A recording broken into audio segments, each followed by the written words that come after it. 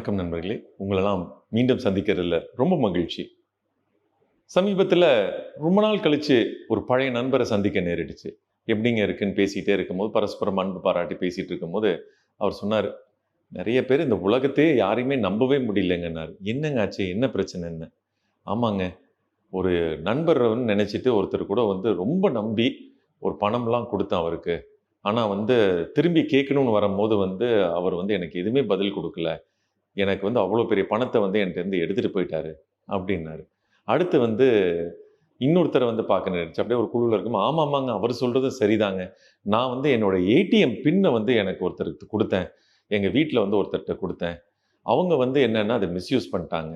எங்க சொந்தக்கார பையன்ட்ட குடுத்தேன். அவன் மிஸ்யூஸ் பண்ணிட்டான். இன்னொருத்தர் பார்த்தீங்கன்னா, எங்க தம்பி நாங்க எல்லாம் பார்ட்னரா இருந்தோம் பிசினஸ்ல. இது மாரி ஒரு 5, 6 பழைய நண்பர்கள்லாம் சந்திக்கும்போது, ஒருத்தரும் ஒரு கதைய சொல்லிட்டு இருக்காங்க. இந்த உலகமே சரியில்லங்க. எல்லாமே சுயநலம் உள்ள மக்களா இருக்கிறாங்க நம்மள சுத்தினாங்க. நான் சொன்னேன், "எதுக்குங்க சுயநலம் மக்களுங்க? உலகம் ரொம்ப எதார்த்தம் தானங்க. வாழ்க்கையும் ரொம்ப எதார்த்தம். நீங்க என்ன இவ்வளோ ஒரு காம்ப்ளிகேட் பண்ணிக்கிறீங்க?" அப்படின்ற ரொம்ப எதார்த்தமா நான் கேட்டேன். அப்ப அவங்க எல்லாருமே பாய ஆரம்பிச்சாங்க. "உங்களுக்கு தெரியுமா? அவங்கவங்க வாழ்க்கையில அவங்கவங்க என்ன நடக்குதுன்றது தெரியுமா? நான் இவ்வளோ ஆணவத்தோட நான் இருக்கிறேன்னா, என்னுடைய பழைய விஷயங்கள், என் வாழ்க்கையில நடந்த பழைய விஷயங்கள் என்னைய இப்படி உருவாக்கியிருக்கு. இன்னைக்கு நான் ஆணவத்தோட நான் ஒரு வளையம் போட்டுக்கிட்டேன் எனக்குள்ளார. இதுக்கு மேல நான் யாரையும் அந்த வளையத்துக்குள்ளார நான் உள்ளார வரக்கூடாதுன்னு நான் நினைக்கிறேன். அதுக்காக நான் வளையம் போட்டேன். என்னுடைய பாஸ்ட், என்னுடைய பழசு என்ன நடந்ததுன்னு தெரிஞ்சிருச்சுன்னா, நீங்க இதெல்லாம் பேச மாட்டீங்க." அப்படின்னாரு. அப்படிங்களாங்கன்னு. ஒருத்தர் சொன்னாரு, "என்னைய மத்தவங்கலாம் குத்திக்கிட்டே இருக்காங்க. கடைசியில நான் கோவக்காரன்றாங்க. ஏன் அவங்க என்னைய கோவப்படுத்துறாங்களா? அப்ப அவங்க மேல தானே மிஸ்டேக்கு."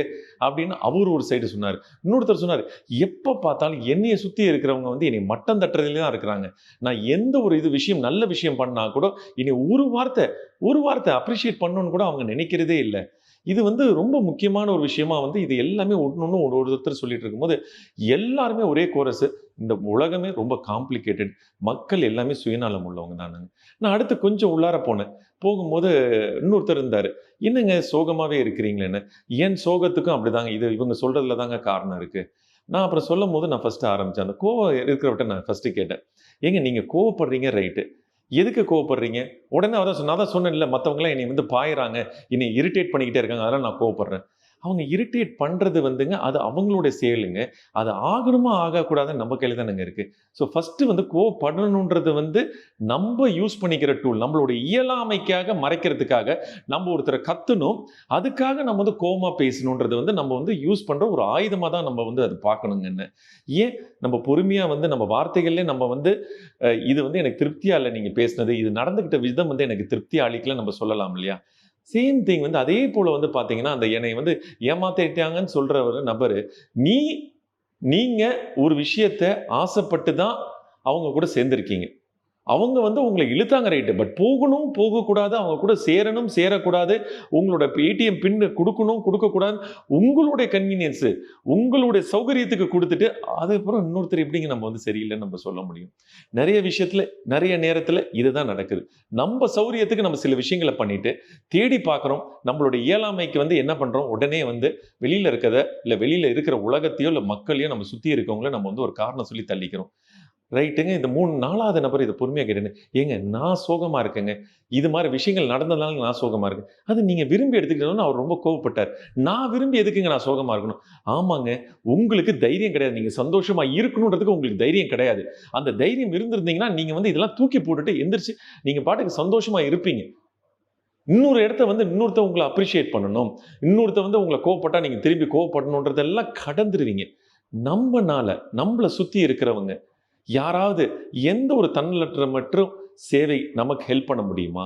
அப்படின்னு இருக்காங்களா? அவங்கள நம்ம தளபதியா நம்மளுடைய தளபதியா நம்ம வச்சுக்கணுங்க. மீனிங் நம்ம கமாண்டரா, நம்ம காம்ரேடரா அவங்கள வச்சுக்கணும். அப்படி வச்சுக்கும்போது என்ன ஆகும்? பரஸ்பரம் நம்பளும் திருப்பி, நம்ப ஒரு 4 பேருக்கு எந்த ஒரு எதிர்பார்ப்பும் இல்லாம, நம்ப அவங்களுக்கு போய் ஹெல்ப் பண்ண முடியுமா? ஒரு சொசைட்டிக்கு நம்ம ஹெல்ப் பண்ண முடியுமா? இன்னொரு தனி நபருக்கு நம்ம ஹெல்ப் பண்ண முடியுமா? எந்த ஒரு எதிர்பார்ப்பும் இல்லாம பண்ணோம்னா, இந்த உலகமே நீங்க பார்க்க சந்தோஷமா இருக்கும். அப்ப நீங்க யாராவது உங்கள கோவப்படுத்தணும்னு நெனச்சாலும் நீங்க கோவப்பட மாட்டீங்க. யாரும் உங்கள அப்ரிஷியேட் பண்ணணும்னு, இல்ல உங்களுக்கு அங்கீகாரம் குடுக்கணும்னு நெனைக்க மாட்டீங்க. உங்க லைஃப் உங்க டெர்ம்ஸ்ல இருக்கும். உங்களுக்கு இந்த ஆணவம்ன்றது ஒரு ஃபேக்கான ஒரு ஆணவம்ன்றது உங்களுக்குள்ளார வராது. அந்த வளையமே வராது. ஆமாங்க. உலகம் ரொம்ப ரொம்ப யதார்த்தம் தான். வாழ்க்கையும் அப்படிதான். ரொம்ப நன்றி.